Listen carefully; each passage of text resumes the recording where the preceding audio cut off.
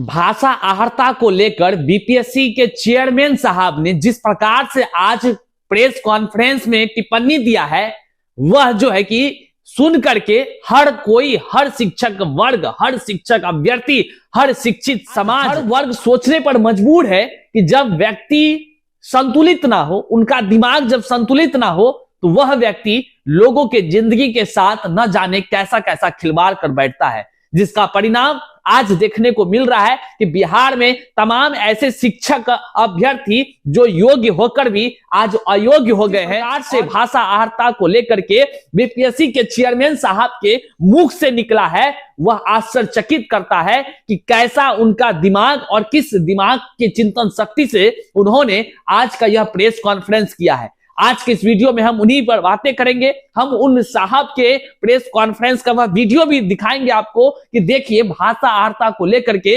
उसने क्या कुछ कहा है और उसकी चिंतन शक्ति कैसी है और कैसे उन्होंने बिहार में शिक्षकों की बहाली कर दिया है। अगर हम यहाँ पर अभी बोल दें हम गणित के शिक्षक अभ्यर्थी हैं और यदि हम यहाँ पर बोल दें अतुल प्रसाद प्रेस कॉन्फ्रेंस करती है, तो भैया हमको गलत मत कहिएगा, क्योंकि अतुल प्रसाद साहब ने ही ये बातें कही है कि भाषा की उतनी ही नॉलेज होनी चाहिए गणित वाले को, जिससे कि गणित पढ़ाया जा सके, बाकी दुनियादारी से कोई लेना देना नहीं है। ये बात हम नहीं कर रहे हैं, ये अतुल प्रसाद साहब खुद कर रहे हैं। वीडियो को आज अंत तक देखिएगा और उस सच्चाई से आप रूबरू होइएगा जो कि तमाम शिक्षक अभ्यर्थियों के लिए बेहद आवश्यक है। उससे पहले नमस्कार, मैं हूं हरे कृष्ण प्रकाश और आप देख रहे हैं साहित्य आजकल। साहित्य आजकल का मतलब ही है वह सच्चाई जो जाननी आपको है बेहद आवश्यक।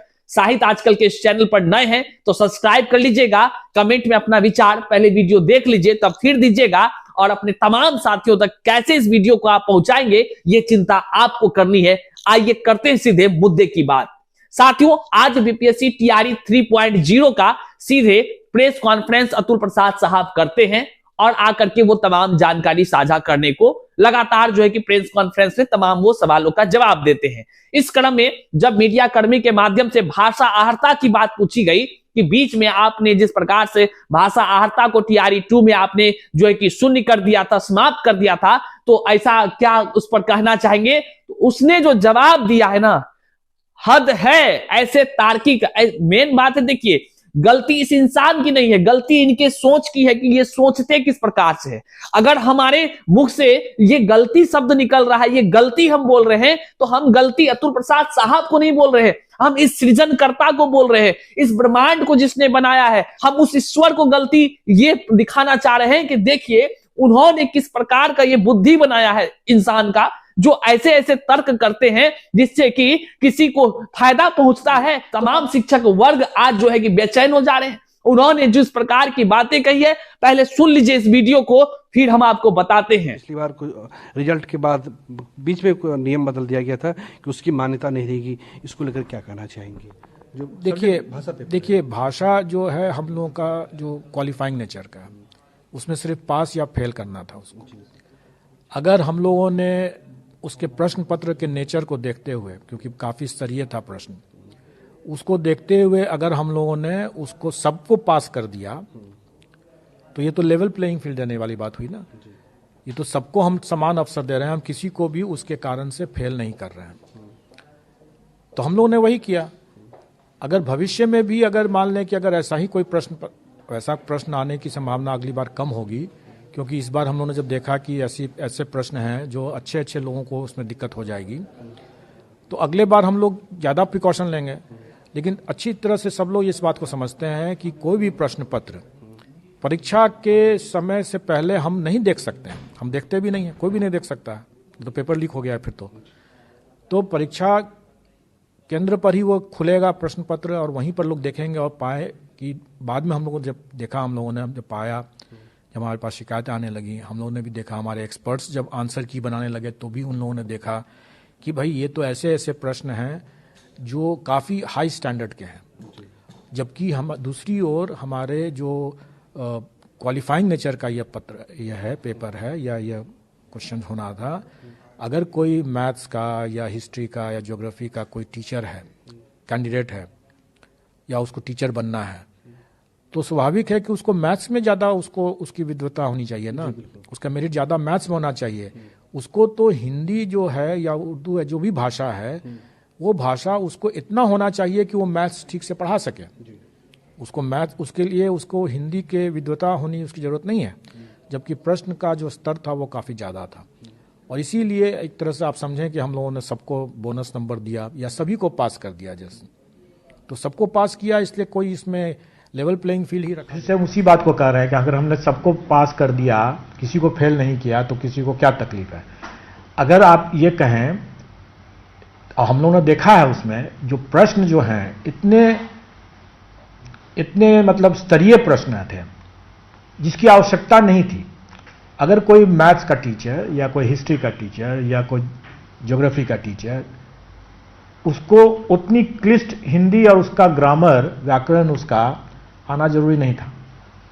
उसको अपने मैथ्स पढ़ाने के लिए, ज्योग्राफी पढ़ाने के लिए जितनी हिंदी आवश्यक है उतनी ही आवश्यक है। तो कुछ लोग जो सफल हुए, उसमें कुछ लोग जो है जो कि 1 नंबर से छूट रहा है, मतलब 8 नंबर आया।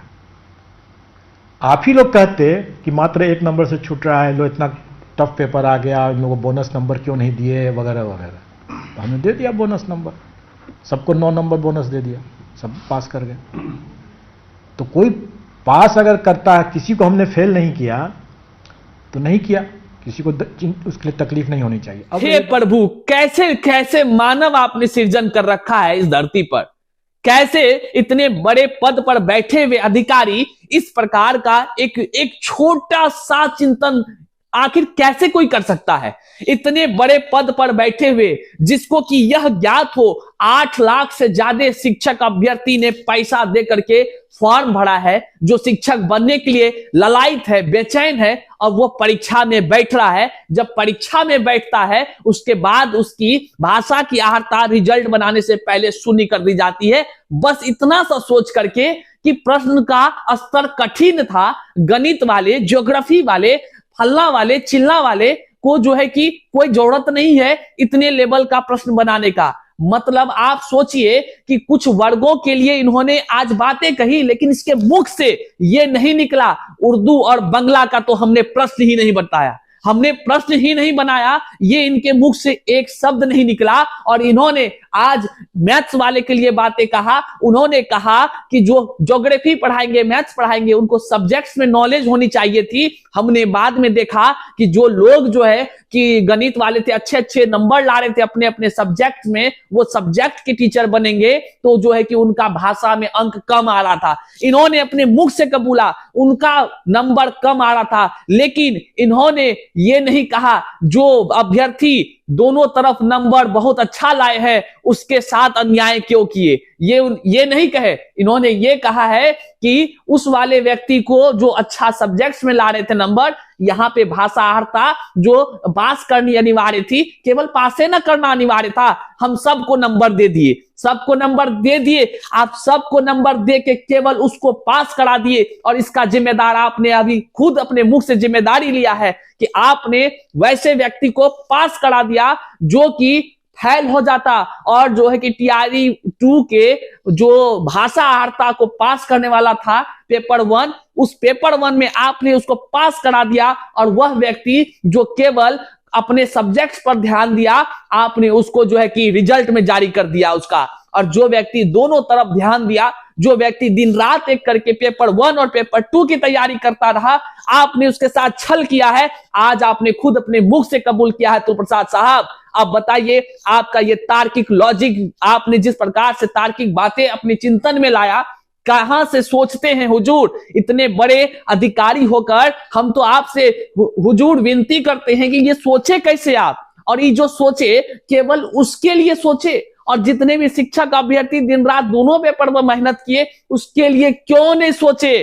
कहां गया आपका वो तार्किक बुद्धि? कहां गया आपका वो सम्मान? कहां गई वो भाषा जो आपने जिस प्रकार से बातें कही कि जिसको गणित आएगा, जो अच्छे से वो पढ़ा बस ले, इतनी ही नॉलेज होनी चाहिए भाषा की। तो गणित वाले शिक्षक क्या ये बोलेंगे पढ़ाने वक्त कि आयत का भुजा, क्या वो कहेंगे आयत का भुजा 4 सेंटीमीटर है? क्या वो कहेंगे कि आयत की भुजा?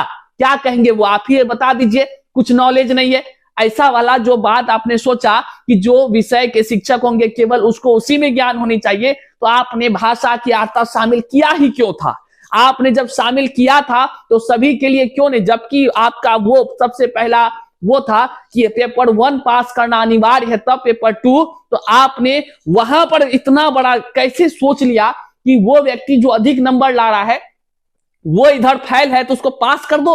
आपने सबको नंबर दे दिया। अगर वो वहां पर पास नहीं होता तो जितने भी योग्य शिक्षक अभ्यर्थी थे जो कि दोनों को बैलेंस करके अपना पढ़ाई किए थे, आज उसकी नौकरी लगती। आपके इस गलत नीति के वजह से आपने गलत प्रक्रिया को अपनाया। हम ये आश्चर्यचकित हो गए आज जब आपका हम प्रेस कॉन्फ्रेंस सुने हैं। जितने भी शिक्षक अभ्यर्थी, आपने कहा कि सबको हमने बोनस में दे दिया। बोनस में देने की किसी ने आपसे भीख मांगा था क्या? आपसे किसी ने कहा था हुजूर हमको बोनस में दे दीजिए? किस हक से आपने बोनस में दिया और किसके हित के लिए दिया? आज जग जाहिर हो चुका है। आज सब कोई देख लिया, सब कोई जाना। आपने खुद अपने मुख से कहा है जो लोग इधर फेल कर रहे थे हम उसको पास कर दिए। मतलब आप उसको पास कराने के लिए सबको बोनस दे दिए, जिससे कि अधिक अंक जिसका उधर आ रहा था वो निकलते चला गया। मतलब जो आदमी संघर्ष दिन रात दोनों को बैलेंस करने में किया, आपने उसके जिंदगी को ही बर्बाद कर दिया। इस उम्र के पड़ाव में हुजूर अब आप तो रिटायर्ड होने जा रहे हैं। कितने लोगों का जो है क्या क्या आपको आह लगेगा, आप सोचिएगा। ऐसे भी आप अपने चिंतन शक्ति का तो आपने बता ही दिया कि आप कितना सोचते हैं। देखिए हम ज्यादा कुछ नहीं बोल रहे हैं। क्यों नहीं बोल रहे हैं? क्योंकि एक शिक्षक अभ्यर्थी हैं और सफल हो गए हैं। आज आपको लगता है कि भाषा की जो प्रश्न थी उच्च स्तरीय थी। मतलब आप केवल जो है भाड़ा पर का आदमी हैं। आपको परीक्षा लेने का जो दिया गया था, परीक्षा लेने का आप ना तय कीजिएगा ये प्रश्न कैसा है। ठीक है, प्रश्न जैसा भी आया सबके लिए समान आया कि किसी एक के लिए आया था? क्या केवल उस व्यक्ति के लिए कठिन था या हम तमाम शिक्षक अभ्यर्थियों के लिए कठिन था? क्या वो दूसरे ग्रह से पढ़ के आया था और हम सभी दूसरे ग्रह से पढ़ के आए थे? क्या हम लोगों के लिए हिंदी भाषा नहीं थी कठिन? सभी के लिए था। सब कुछ उतना भी कठिन नहीं था हुजूर जितना आप बोल रहे हैं। और हमको तो आश्चर्य अब इस बात का लग रहा है जब आप जो है यह सोच रहे हैं कि इतना कठिन था, तो इतना कठिन था तो रद्द क्यों नहीं कर दिया?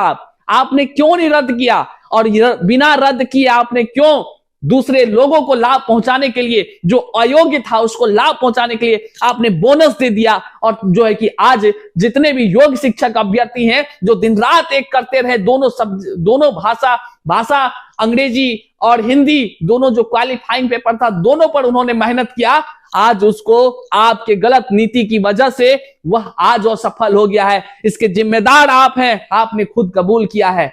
कभी भगवान माफ नहीं करेगा, याद रखिएगा। और न्यायालय के घर जो है देर है लेकिन अंधेर नहीं है। भले आप रिटायर कर जाएं, लेकिन एक बात को याद रखिएगा, जितने भी शिक्षक अभ्यर्थियों के साथ आपने इस तरह का चिंतन शक्ति का प्रयोग करके जो हो कि छल किया है, यह छल जो है कि कभी माफी लायक नहीं है हुजूर। बस इतना ही कहकर हम आपसे विनती करते हैं, इस तरह का काम और इस तरह इतना जो है कि छोटा कभी मत सोचिए, क्योंकि सर्वहित की बात करते हैं तो सबके लिए समान नियम होना चाहिए। और जो है कि परीक्षा के पहले सब कुछ होता है हुजूर, परीक्षा के बाद नहीं होता है। तो मालिक मतलब बीपीएससी के चेयरमैन साहब हैं, आप फैसला लीजिएगा तो इसका मतलब ये नहीं ना है कि आप कुछ भी किसी के हित में फैसला लीजिएगा और हम लोग के गला पर जो है कि आप जो है कि दबाने का काम कीजिएगा। आज यही प्रतीत हो रहा है हुजूर, यही हो रहा है। आज आपने अपने पद और पावर की वजह से पूरा शिक्षक बहाली की प्रक्रिया में जिस प्रकार आपने किया है हेरफेर, ये तो अब जो है कि आने वाला भविष्य में लोग बोलेंगे और आपको सुनने को भी मिलेगा, क्योंकि आप जो है कि अब यहां से तो विदा हो ही रहे हैं, तो आपको तमाम वो चीजें सुनने को मिलेगा। आप कितना अच्छा काम किए हुजूर, कितना अच्छा। आप तमाम जितने भी शिक्षक अभ्यर्थी देख रहे हैं, आप जो है कि इस वीडियो को साझा कीजिए, सभी लोगों तक पहुंचाइए। और आप क्या सोचते हैं, इस जो साहब ने प्रेस कॉन्फ्रेंस में भाषा वार्ता की वजह से कहा है, आप कमेंट बॉक्स में कमेंट कर हमें जानकारी दीजिए और साहब को भी जानकारी दीजिए कि देखिए उन्होंने कितना बड़ा सोचा है। आश्चर्य है। अब क्या कहेंगे। चैनल पर नए हैं तो सब्सक्राइब कीजिए, अपने साथियों तक साझा कीजिए।